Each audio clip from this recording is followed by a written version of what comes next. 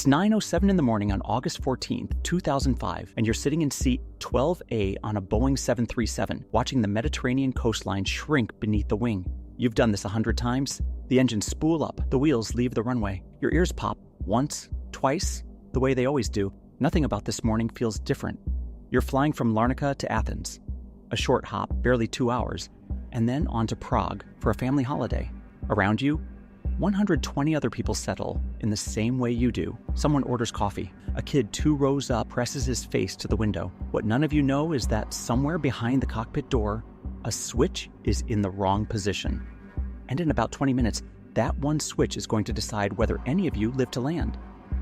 The aircraft you're on has flown this exact route before dozens of times, without incident. It's a Boeing 737, a plane so common and so heavily used that most air travelers have flown one without ever knowing the model number. Reliability isn't the exception here, it's the whole point. Airlines run these routes on a kind of quiet trust, the trust that the same checks, done the same way every single time, will catch anything that could go wrong before the wheels ever leave the ground. That trust is about to be tested in a way almost nobody could have predicted. Here's the thing about airplanes. They're pressurized. At 34,000 feet, the air outside is thin enough to kill you in minutes, so the cabin creates its own artificial bubble of breathable air, thick enough to keep your blood oxygenated the way it would be at a few thousand feet, not 34,000. Usually this happens automatically. A system quietly does the math and keeps the cabin comfortable without anyone thinking about it once.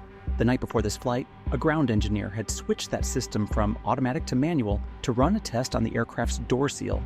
It's a normal procedure. Mechanics do it all the time. But when the test was done, he didn't switch it back. And here's the part that should terrify you a little. Nobody caught it. Not the engineer, not the next shift, not the pilots during their pre-flight checks. Running through a list they'd run through 1,000 times before, the switch sat there, quietly wrong, while the plane was fueled, boarded, and cleared for takeoff. So as the aircraft climbed, the cabin didn't pressurize with it. The air outside kept getting thinner, and inside, it followed right along. At around 12,000 feet, a warning light illuminated in the cockpit. It was a horn, a specific, deliberate sound designed to grab a pilot's attention immediately. But here's where the story turns from a mechanical failure into something much stranger. That exact same horn, the exact same sound, was also used for a completely different warning, one that tells pilots their aircraft isn't configured correctly for takeoff. It's the kind of alert you'd hear on the runway before you've left the ground, and it's usually silenced within seconds by fixing a flap setting or a trim adjustment. The pilots had just taken off. In their minds, hearing that horn now made exactly one kind of sense. Not, "We are losing our air supply at 20,000 feet. Just, must be that same old takeoff warning. A little late, a little odd, but nothing new." Cockpit recordings later showed the crew radioing the airline's operations center, confused, asking for help interpreting the horn. Think about that for a second. The one alarm designed to save their lives was so easy to misread that 2 experienced pilots spent their last clear-headed minutes trying to figure out what it even meant. And the whole time, oxygen levels kept dropping. Not violently, not with any drama at all. Just quietly, steadily, the way water drains from a tub. You know that feeling of being a little lightheaded, maybe from standing up too fast? That's roughly where the passengers were at first. A strange floatiness, maybe a headache building behind the eyes. Nothing alarming enough to make you call a flight attendant. Above your seat, the oxygen masks eventually dropped automatically the way they're designed to when cabin pressure fails. But hypoxia is a cruel kind of danger because the very thing it damages first is your ability to notice that anything is wrong. Pilots who have been through altitude chamber training describe it almost affectionately, if that's the right word. A kind of euphoria, a fuzzy calm right before the lights go out.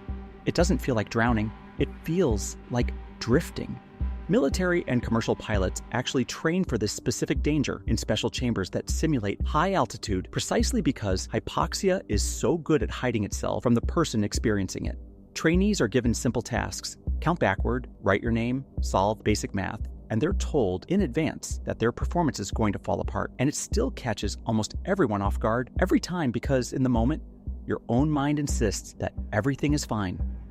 That's what makes this particular kind of emergency so different from almost any other kind. There's no panic, No scramble for the exits. No one screaming that something is wrong. Just a slow, invisible fog settling over more than 100 people at once, each of them convinced, right up until the last conscious thought, that this was still just an ordinary flight. By the time the aircraft leveled off at 34,000 feet, the pilots inside that cockpit were no longer capable of doing much of anything.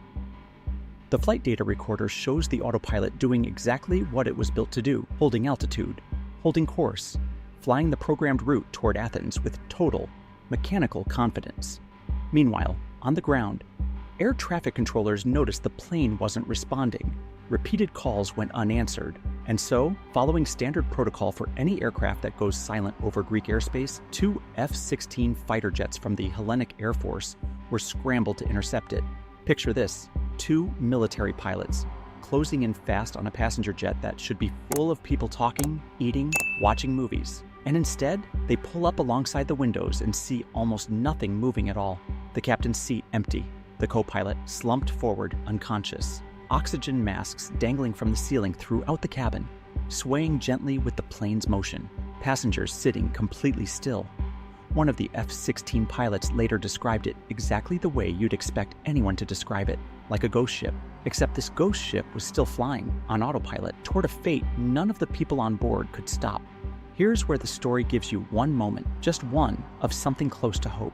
A flight attendant named Andreas Prodromou wasn't like the other passengers and crew. He held a commercial pilot's license of his own, and critically, he had access to a portable oxygen supply that kept him conscious longer than anyone else on the aircraft. While 120 people around him drifted into unconsciousness, Prodromou stayed awake. He made his way toward the cockpit. Think about what he was walking into: a plane full of people who might already be beyond saving. A cockpit with 2 incapacitated pilots, no training on how to actually fly a Boeing 737, and a fuel gauge that was ticking down towards zero because the autopilot, for all its precision, had no way of knowing it needed to descend or land or do anything except keep flying the plan it had been given. The F-16 pilots watched him enter the cockpit. For a brief moment, there was a flicker of possibility. A man without the qualifications, doing everything he possibly could, reaching for controls he barely understood, racing against a fuel tank that didn't care how hard he tried. It wasn't enough. It was never going to be enough. By the time Prodromou reached the controls, the aircraft was almost out of fuel, and there simply wasn't time or altitude or fuel remaining to bring it down safely. Not long after, the engines began to fail, one after the other, and the plane that had flown itself so faithfully for over an hour finally stopped listening to anyone at all.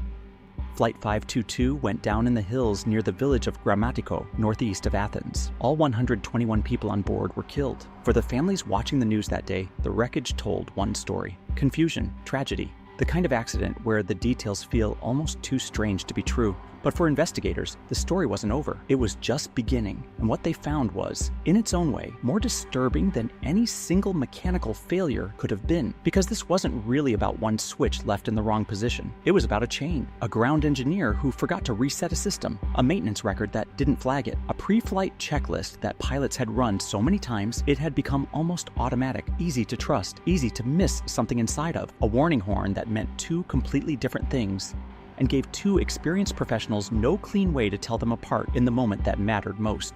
Investigators later confirmed, through physical evidence on the switch itself and the aircraft's own wiring, that the pressurization system really had been left in manual mode, exactly as suspected. It wasn't a mystery in the end. It was something almost worse than a mystery: a fully explainable chain of small, human, forgivable mistakes, each one reasonable on its own, that added up to something unforgivable. In the years after, the investigation forced real changes. Boeing and aviation regulators pushed for clearer, more distinct cockpit alerts, so that a warning about lethal cabin depressurization could never again sound identical to a routine takeoff reminder. Airlines revised their pressurization checklists. It's the kind of quiet, procedural fix that never makes headlines, but has almost certainly saved lives since, in cockpits where a pilot heard a different, unmistakable sound and understood immediately what it meant.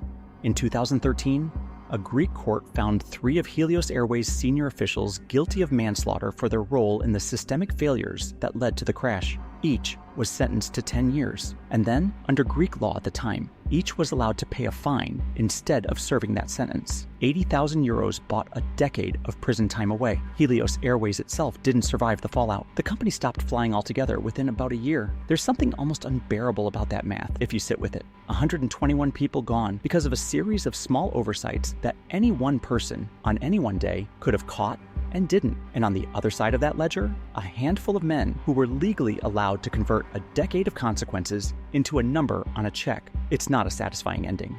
It's not supposed to be. Real accountability in cases like this almost never arrives with the clean finality you'd want from it. What lingers, more than the court case, is the image the F-16 pilots carried home with them. A plane, fully intact, flying exactly where it was supposed to fly, doing everything right by the only measure a machine can understand, and completely, catastrophically wrong by every measure that actually mattered. So think back to that morning, to seat 12A and the coffee and the kid pressed against the window. None of them knew what was coming.